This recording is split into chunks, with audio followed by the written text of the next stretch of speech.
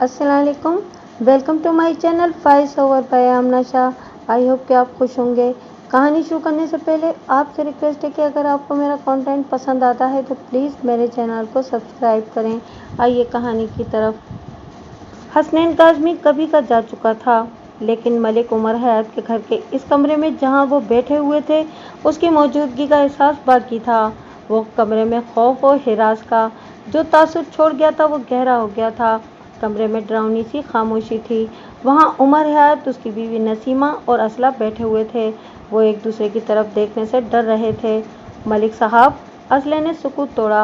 हाथ की लकीरें एक जाल है। इस जाल में जो उलझ जाता है उसका वही हाल होता है जो मकड़ी के जाले में आई हुई मक्खी का होता है। आपने अपने ऊपर इतना खौफ क्यों तारी कर लिया है? ज़रूर कोई बात है, नसीमा ने असले से कहा। भाईजान, आप काज़मी साहब से पूछें। हाँ असले, उमर हयात ने कहा। बात मामूली नहीं, वरना काज़मी साहब का यह रद्द अमल ना होता। तुम उनसे पूछना, हमें नहीं बताएंगे, तुम्हें ज़रूर बता देंगे। क्या नज़र आया है उन्हें? आप तो भाभी को भी डरा रहे हैं मलिक साहब, असले ने उमर हयात से कहा। इन लकीरों को इतना भी सच्चा न समझें। काज़मी साहब ये दावा नहीं करते कि वो 10 शनासी के माहिर हैं। फिर भी मैं उनसे मालूम करने की कोशिश करूँगा कि उन्होंने भाभी की लकीरों में क्या देखा है। मालूम नहीं, खुदा ने मेरी किस्मत में और कैसे कैसे हाथ से लिख रखे हैं, नसीमा ने बोझल सी आवाज़ में कहा। अभी एक मुसीबत टली है, खुदा ही जानता है और कौन सी मुसीबत आ रही है। जब वो मुसीबत आएगी तो देख लेंगे, उमर हयात ने कहा। अल्लाह करे उसे भी टाल दे। असला हंसता हुआ चला गया। उसी शाम मलिक उमर हयात अपने काम से वापस आते हुए अपने घर जाने की बजाय नसीमा की माँ के यहाँ चला गया। पहले वो अपने ससुर से मिला। ससुर मफलूस सा आदमी था। लाश की मानित पलंग पर पड़ा एक पुराना अखबार पढ़ रहा था। अखबार के पर्दे से हाथ बाहर करके अपने दामाद से हाथ मिलाया और मुस्कुराया। मुबारक हो उमर, उसने कहा। तुम्हारी मुसीबत टल गई है। एक काले बकरे का सदका दे देना। खाला कहाँ है? साथ वाले कमरे में होगी, ससुर ने जवाब दिया और आगे होकर धीमी आवाज़ में बोला। उससे ज़रा दूर रहकर बात करना, गुस्से में है। आज ये देख लो, रद्दी के अखबार के पीछे छुपा हुआ हूँ मैं। उमर हयात ने अपने ससुर को बड़ी गौर से देखा। ससुर अहमकों की तरह हंस पड़ा। उमर हयात की आह निकल गई और वो दूसरे कमरे में चला गया। नसीमा की माँ गहरी सोच में खोई हुई थी। उमर हयात दरवाजे में रुक गया। उसकी सास को महसूस तक न हुआ कि कोई दरवाजे में खड़ा है। वो टांगे लटकाए, एक हाथ ठोड़ी के नीचे रखे फर्श पर नजरें जमाए हुए थी। खाला, उमर हयात की धीमी सी आवाज़ पर वो चौंक पड़ी और उठ खड़ी हुई। आओ आओ बेटा, वो उठते हुए और हकलाते हुए बोली। आओ बेटा, आओ बैठो। नसीमा और शौकी ठीक है ना? उमर हयात पर गहरी संजीदगी और खामोशी तारी थी। इससे नसीमा की माँ और ज़्यादा घबराने लगी। बैठोगे नहीं? नसीमा की माँ ने प्यार से कहा। क्या हो गया है? कोई और गड़बड़ तो नहीं? तुम मेरे बच्चे को गायब कराना चाहती हो? उमर हयात ने ऐसे लहजे में कहा जिसमें संजीदगी के साथ साथ गुस्सा भी था। मेरा बच्चा गायब हो भी गया तो क्या मेरी जायदाद तुम्हें मिल जाएगी? क्या कह रहे हो उमर? नसीमा की माँ ने हैरान होकर पूछा। तुम्हारे बच्चे को मैं? हाँ तुम, उमर हयात ने उसकी बात काट कर कहा। अगर अपनी बेटी की कीमत चाहिए तो मुझसे ले लो। क्या वो गुंडा बदमाश जिसे तुम मस्ताना नक्शबंदी कहती हो मेरे बच्चे को गायब कर सकता है? नसीमा की माँ का रंग पीला पड़ गया था, लेकिन वो मामूली जहन की औरत नहीं थी, संभल गई। मालूम होता है कि तुम्हारे कानों में किसी ने मेरे खिलाफ खूब जहर उंडेला है, नसीमा की माँ ने कहा। और तुम मेरे सर पर कूदने आ गए हो। मैं तुम्हें ये कहने आया हूँ कि आइंदा मेरे दरवाजे में कदम न रखना, उमर हयात ने कहा। तुम्हारी बेटी तुम्हारे घर में कभी नहीं आएगी। क्यों नहीं आएगी? नसीमा की माँ ने कहा। मैंने बेटी को तुम्हारे हाथ बेचा तो नहीं? तेरी बेटी तुझ पर लानत भेजती है, उमर हयात ने कहा। तू उसके ज़रिए मुझे लूटना चाहती थी। ज़रा जाकर अपने साईं मस्ताने का हाल पूछ लेना। उसके जिस्म को अच्छी तरह देखना। शायद तुम्हें कोई जगह नजर आ जाए जहाँ डंडा या घुसा ना पड़ा हो। और उसे कहना अपने जिनों भूतों को ले आए। उसे कहना कि अपने तावीज़ और अपनी भूखें मुझ पर आजमाए। नसीमा की माँ तड़पी, लेकिन जबान से कुछ न कह सकी। उसके चेहरे का रंग जो पीला पड़ गया था सुर्खी माइल हो गया। वो दुबक जाने वाली औरत नहीं थी। इतनी जवान औलाद की माँ होते हुए भी उसे अपने हुस्न और अपने लंबूतरे मुतनासिब जिस्म पर नाज था। उसकी आंखों की चमक अभी मान नहीं पड़ी थी। उसके सरापे में और उसके चेहरे के नकूश में ऐसा तासुर था जो दूसरों को मरूब करता था। वो महाराजों और नवाबों के ख़ानदान से मालूम होती थी। उसके होठों पर जो तबस्सुम हर लम्हा रहता था वो इसका जादू था, और दूसरा जादू उसकी ज़ुबान की चाशनी में था। अपने इस शहर से वो खूब वाकिफ़ थी और ये भी जानती थी कि किस किस्म के आदमी को किस तरह मशहूर किया जाता है। ओ मेरे पगले बेटे, उसने लपक कर उमर हयात का चेहरा अपने हाथों के प्याले में ले लिया और उसका माथा चूम कर बोली, दुश्मनों ने मेरे बच्चे और मेरी बच्ची को किस बुरी नज़र से देखा है। अल्लाह इन हासिदों को इसी दुनिया में दोज़ख की आग में जलाए। आ मेरे चांद, यहाँ बैठ। उसके कपड़ों से लखनऊ के इत्र की तेज़ खुशबू आ रही थी।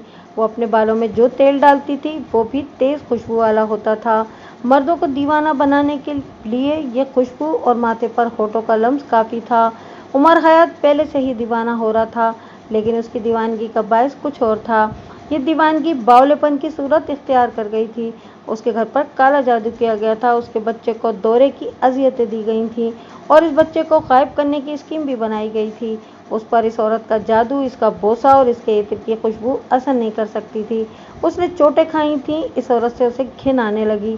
मक्कार औरत, उमर हयात ने उसके बाजुओं पर हाथ मारकर अपना चेहरा उसके हाथों से छुड़ाते हुए कहा, तू अपनी बेटी से ज़्यादा खूबसूरत और नौजवान तो नहीं। अगर वो राज जो उसने मुझे बताया है कोई और बताता तो मैं उसे धक्के देकर घर से निकाल देता। मैं तुझे सिर्फ ये कहने आया हूँ कि कभी मेरे घर का रुख न करना और भूल जा अपनी बेटी को। मेरी बेटी को कैदी न बनाओ उमर, माँ ने रुंधी हुई सी आवाज़ में कहा। वो आज़ाद है, उमर हयात ने कहा। तूने तो बेटी मुझे देकर मुझ पर जाल फेंका था, लेकिन ऊपर अल्लाह की ज़ात है जिसने तेरी बेटी के दिल में मेरी और मेरे बच्चे की मोहब्बत पैदा कर दी। उसे अल्लाह ने झटका ही ऐसा दिया था। मैं उस शख्स का शुक्रगुजार हूँ जिसने मेरे घर पर काला जादू और तावीज़ करा के पत्थर पड़वाए थे। और तू यार औरत, तूने मेरी इस मुसीबत में अपनी झोली भरने की कोशिश की, मेरे बच्चे को अगवा कराना चाहा। नसीमा झूठ बोलती है, नसीमा की माँ ने कहा। बड़ी हवेली में जाकर और 4 पैसे देखकर उसका दिमाग ख़राब हो गया है। तेरा साईं मस्ताना तो झूठ नहीं बोलता, उमर हयात ने कहा। तूने तो उसके साथ अपनी बेटी की असमत का सौदा कर लिया था। तू उसे इस चर्ची के पास भेज रही थी। वो तेरी बेटी नहीं, मेरी बीवी है। उसने मुझे बता दिया। मेरे कहने पर तेरी बेटी ने तुझे कहा था कि साईं मस्ताने से कहना कि आज रात मेरा खामिद घर नहीं होगा और मस्ताना आ जाए, लेकिन तेरी बेटी का खामिद 4 आदमियों के साथ घर में मौजूद था। उमर हयात की आवाज़ में गुस्से का जोश पैदा हो गया। जा उससे पूछ, साईं मस्ताने, तेरी करामत कहाँ गई? जब तुझ पर डंडे और घूंसे बरस रहे थे, हमको तो उसे जान से मार डालते और लाश गायब कर देते, लेकिन उसने तेरी फितरत और तेरी बदकारियों से पर्दे उठाकर अपनी जान बचा ली।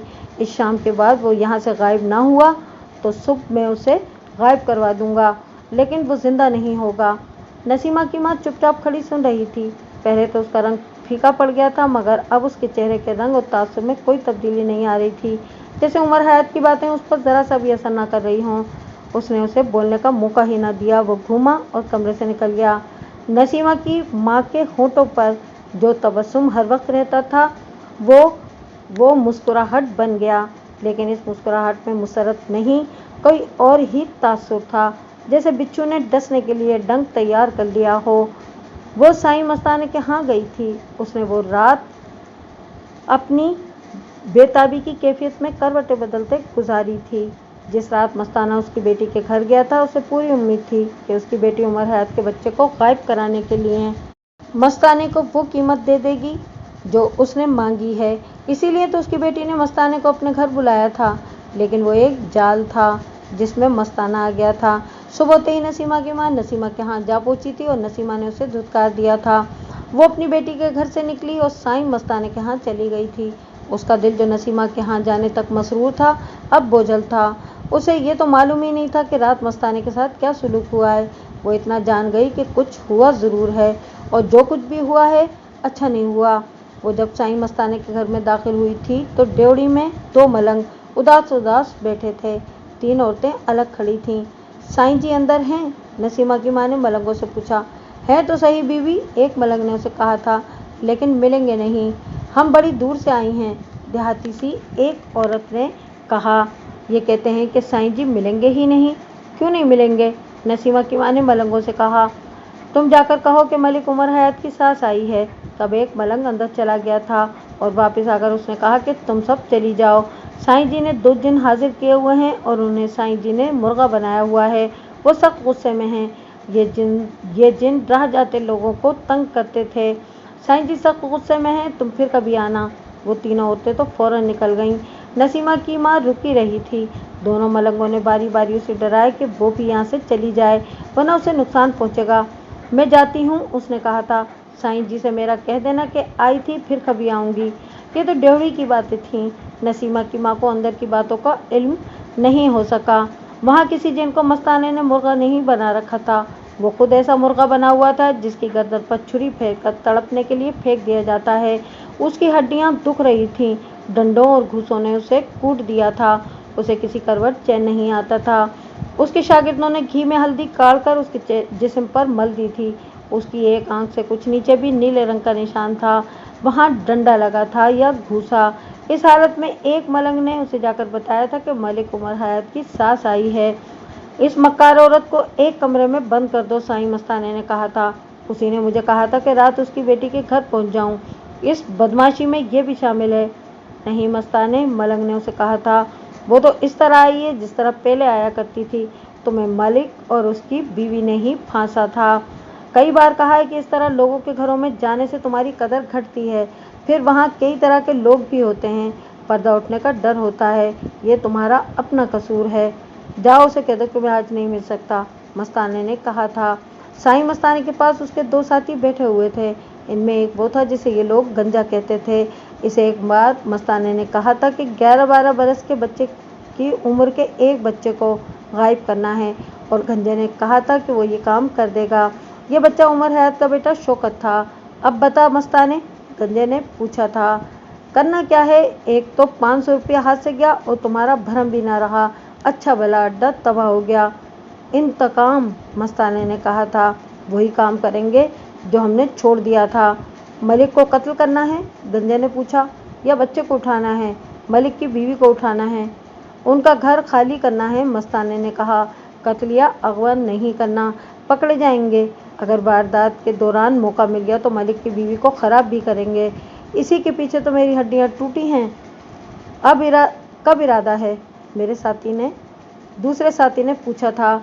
ये ख्याल रखना कि ज़्यादा आदमी साथ नहीं लेंगे, हम तीनों काफ़ी हैं। आज शाम तो हम यहाँ से जा रहे हैं, मस्ताने ने कहा। क्यों डरते हो मस्ताने, गंजे ने कहा। इस तरह हम दूसरों के डर से भागने लगे तो? नहीं गंजे, मस्ताने ने कहा था, लड़ाई झगड़ा नहीं करेंगे और वरना इसी में पकड़े जाएंगे। पुलिस हमारे खिलाफ होगी। अपनी हिस्ट्री देखो। हम अपना काम करेंगे जो पीर उस्ताद ने सिखाया था। 3-4 दिन गुजर जाने दो। आज रात हम यहाँ से जा ही रहे हैं। हम पर इस वारदात का किसी को शक भी नहीं होगा। कोई घर बेदी फेंक दें वहाँ? दूसरे साथी ने पूछा था। नहीं, मस्ताने ने कहा था, मैंने इस मकान को अच्छी तरह देखा हुआ है। वहाँ जब पत्थर पड़ते थे और आग लगती थी तो मलिक की सास मुझे वहाँ ले गई थी। मैंने मकान को अंदर और बाहर घूम फिर कर अच्छी तरह देखा था। घर वाले समझते थे कि मैं उन जिनों को देख रहा हूँ जो घर में पत्थर फेंकते हैं, लेकिन मैं देख रहा था कि इस घर में कभी दाखिल होना पड़े तो कैसे दाखिल हो सकते हैं। मुझे एक जगह नज़र आ गई थी, वहाँ ईंटें ज़रा बाहर निकली हुई थीं। आसानी से दीवार फांद सकते हैं और वापसी दरवाजे से होगी। ये जुराम पेशा लोग थे, रात को किसी के घर में दाखिल होना उनके लिए मुश्किल नहीं था। ये चूँकि इनका पेशा था इसलिए वो किसी बड़ी हवेली को देखते थे तो ये जायज़ा ज़रूर लेते थे कि इस हवेली में किस तरह दाखिल हुआ जा सकता है। इनके जहन कसाबों जैसे थे जो गली से गुजरती भेड़, बकरी और गाय को देखते हैं तो जायज़ा ले लेते हैं कि इसमें से कितना गोश्त मिलेगा। मस्ताने, गंजे और उनके तीसरे साथी ने मलिक उमर हयात के घर डकैती का प्रोग्राम बना लिया। उन्होंने फैसला किया कि 3-4 दिनों तक मस्ताना चलने फिरने के काबिल हो जाएगा, फिर वारदात करेंगे। नसीमा की माँ ने ये रात भी, जब उसका दामाद उसकी बेइज्जती करके उसे धमकियाँ देकर चला गया था, हिजानी कैफियत में सोचते हुए गुजार दी। उसे ये सोच तो और ज़्यादा परेशान कर रही थी कि मस्ताने ने उससे क्यों मिलने से इनकार कर दिया था। उसके जहन में इंतकाम के सिवा कुछ और आता ही नहीं था। उसे मालूम नहीं था कि मस्ताना इंतकाम का फैसला कर चुका है। नसीमा की माँ के जहन में तमाम रात मस्ताना घूमता फिरता रहा था। उसे वो पहुँच वाला और करामात वाला साईं समझती थी। उसे अपनी बेटी पर तो बहुत ही ज़्यादा गुस्सा था। बेटी के लिए उमर हयात जैसे अकेले और अमीर आदमी को माँ ने ही फांसा था, मगर बेटी आमों के इस पेड़ से अकेले ही आम खाने बैठ गई थी। माँ के दिल में अपनी बेटी के लिए कोई जज्बात नहीं थे। उसे तो उसने आलायकार बनाया था, मगर इस आले ने उल्टा उसकी ख्वाहिशात का खून कर दिया। रात गुजर गई। सुबह उसके यहाँ नसीमा की एक सहेली आ गई। इधर उधर की बातें होने लगी। खुदा का शुक्र है खाला, नसीमा के सर से बला टली। नसीमा की माँ ने कहा। लेकिन खाला, नसीमा आपसे नाराज़ क्यों है? मुझसे? माँ ने झूठ मूठ की हैरत से कहा। मेरे साथ उसकी क्या नाराज़गी हो सकती है? वो तो कहती है कि मेरा बस चले तो माँ को मैं गोली मार दूँ, सहेली ने कहा। मैंने वजह पूछी तो उसने कुछ नहीं बताया। कहने लगी कि कभी तुम उधर गई तो उसे कह देना कि मेरे घर ना आए। तुम मुझे ये पैगाम देने आई हो? माँ ने पूछा। नहीं नहीं खाला, सहेली ने कहा। मुझे क्या ज़रूरत है किसी के पैगाम किसी तक पहुँचाने की? नसीमा ने ये बात कही तो मुझे बहुत अफसोस हुआ। नहीं जाऊंगी उधर, माँ ने कहा। उसे कहना कि तूने माँ के एहसान का बदला बड़ा उल्टा दिया है। मैं नहीं कहूँगी खाला, सहेली ने कहा। मैंने उसे कहा था कि माँ बेटी की नाराज़गी अच्छी नहीं होती। उस पर उसने कहा। मुझे भी जली कटी सुना दी। उसने कहा, यहाँ तक कि ये माँ नहीं डायन है। इसे मेरा आराम सुकून नहीं, अपनी अय्याशी चाहिए। बस इसी तरह वाही तबाही बकती रही। तुमने पैगाम पहुँचा दिया है? नसीमा की माँ ने कहा। मैं वहाँ नहीं जाऊँगी। नसीमा की माँ अकल वाली औरत थी। वो समझ गई कि अपनी सहेली को नसीमा ने भेजा है। माँ गुस्से में जलने कुड़ने लगी। नसीमा की सहेली चली गई तो माँ के सीने में इंतकाम की जो चिंगारी सुलग रही थी वो भड़ककर शोला बन गई। सहेली के जाने के बाद उसने मस्ताने के यहाँ जाने का इरादा कर लिया। उस वक्त मुनीर उस जोगी के पास बैठा था जिसके पास नसीमा की माँ एक बार गई थी, और जोगी ने उसे कहा था कि अपनी बेटी को उमर हयात से तलाक दिलवाए, क्योंकि उनके नामों के हुरूफ और सितारे आपस में नहीं मिलते, मगर इनके सितारे एक दूसरे के दुश्मन हैं। फिर मेरे पैसे वापस कर दो, मुनीर जोगी से कह रहा था। मेरा काम नहीं हुआ, मैंने अपना काम पूरा कर दिया है, जोगी ने कहा। ज़रा गौर करो कि मैं मलिक उमर हयात की सास को यहाँ किस तरह लाया था। अपने एक आदमी को इस काम पर लगा दिया कि मलिक उमर हयात के घर को देखता रहे। जब वहाँ पत्थर पड़े तो वो मलिक से कहे कि वह इन्हें एक जोगी का अता पता बताता है जिसके हाथ में काली जादू की तोड़ की ताकत है। मेरा यह आदमी 2 दिन उस महल में घूमता फिरता रहा। आखिर उसे पता चला कि इस घर में पत्थर गिर रहे हैं। वो वहाँ जा खड़ा हुआ, जैसे और तमाशाई खड़े थे। मेरा यह आदमी जोगिया कपड़ों में था। इसने मलिक उमर हयात से वही बात की जो मैंने उसे बताई थी।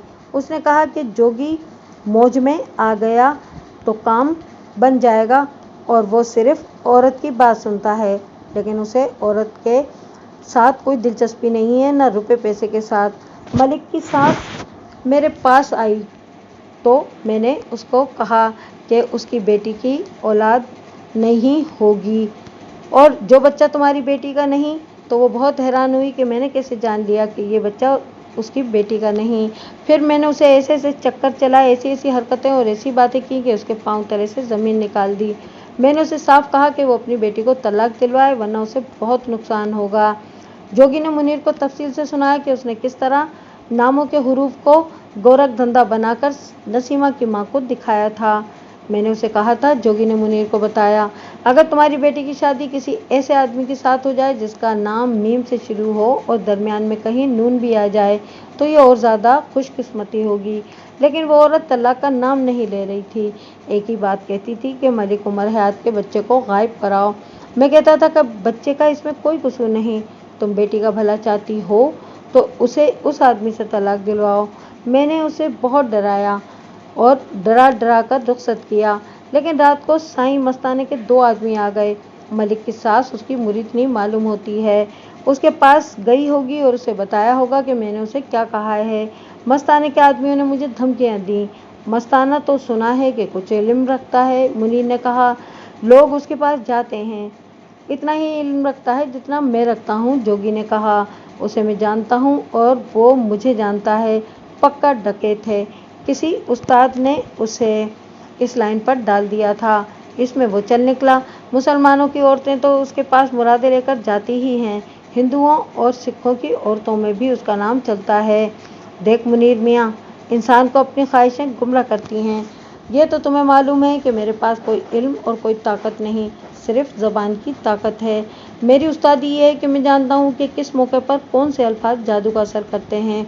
लोग अपनी ख्वाहिशों और अपनी मुश्किलों के हाथों मजबूर हो जाते हैं। तुम जाके लोगों से कहो कि ये जोगी नौसरबाज है, धोखा दे रहा है, तो तुम्हारी कोई नहीं सुनेगा। मुझ जैसे और साईं मस्ताने जैसे और तुम्हारे पीरों और गद्दी नशीनों जैसे आदमी लोगों की उम्मीदों और मुरादों का सहारा होते हैं। सहारा झूठा ही हो, लोग उसे छोड़ते नहीं। जाने दो इन बातों को यार, मुनीर ने कहा। मेरा काम तो तुमसे नहीं हुआ, मेरा काम कर दो या मेरे पैसे वापस कर दो। सुनो मुनीर मियाँ, जोगी ने उसके कंधे पर हाथ रखकर कहा, मैंने अपना काम कर दिया है, पैसा एक भी वापस नहीं करूँगा। हाँ, ये कर सकता हूँ कि उमर हयात की बीवी को उठवा लाऊंगा और तुम्हें यहाँ बुला लूँगा। आगे तुम्हारी अकल और हिम्मत है कि लड़की से मनवा लो कि खामिद से तलाक ले ले और तुम्हारे साथ शादी कर ले। कहो मंजूर है, 2000 रुपये लूँगा। नहीं, मुनीर ने कहा, यह तो ज़बरदस्ती वाली बात हुई ना। मैं यही कर सकता हूँ, जोगी ने कहा। मेरे हाथ में कोई इल्म होता तो मैं उसके ज़ोर पर उसे यहाँ बुला लेता। दूसरी सूरत यह है कि उमर हयात की सास को किसी तरह मेरे पास भेजो। अगर वो दोबारा आ जाती तो मैं उसकी बेटी को बुला लेता और उसे इतना डराता कि वो खामिद के घर जाने की बजाय अपनी माँ के पास चली जाती। अब तुम सोच लो। मैं तुम्हें एक और बात करना चाहता हूँ। तुम्हें लड़कियों की क्या कमी है? इस लड़की में तुमने क्या वस्फ देखा है? जायदाद वाली है, अमीरों की बेटी है, क्या है? मेरे दिल को अच्छी लगती है, मुनीर ने कहा। मुझे इस पर गुस्सा भी है, उसने मेरी बेइज्जती भी की है। ये वजह भी है कि मैंने माँ बेटी को पैसा भी बहुत खिलाया है। मेरे अंदर एक खराबी भी है, मेरे दिल में एक इरादा आ जाए तो वो मैं पूरा करके रहता हूँ। एक रास्ता है, जोगी ने कहा, मलिक उमर हयात को पार कर दो। कत्ल? हाँ, कत्ल, जोगी ने कहा। कर सकोगे? तरीका मैं बता दूंगा। सोचने दो, मुनीर ने कहा। तुम क्या तरीका बताओगे? जहर दिलवा दूं? किसके हाथ से? हाँ, मुनीर ने कहा, ये तो मैंने सोचा ही नहीं। कहीं बाहर भी इसे कत्ल न करना, जोगी ने कहा। तुम्हारे खुरे तुम्हें पकड़वा देंगे। आधी रात के बाद उसके घर में दाखिल हो जाओ। आजकल मौसम ऐसा है कि लोग लिहाफ और रजाइयाँ लेके बरामदों में या कमरों में दरवाजे खोलकर सोते हैं। कोई हथियार इस्तेमाल न करना, बस सांस रोककर मार देना। जोगी मुनीर को पैसे वापस नहीं करना चाहता था। वो तजुर्बेकार जुराइम पेशा था। उसने मुनीर के दिमाग में कत्ल का बीज बो दिया और उसे कत्ल के तरीके बताता चला गया। मुनीर की तो शख्सियत ही खोखली थी। अकलौता बेटा था जिसे माँ बाप के गैर ज़रूरी लाड और प्यार ने खुदसर और सरकश बना दिया था।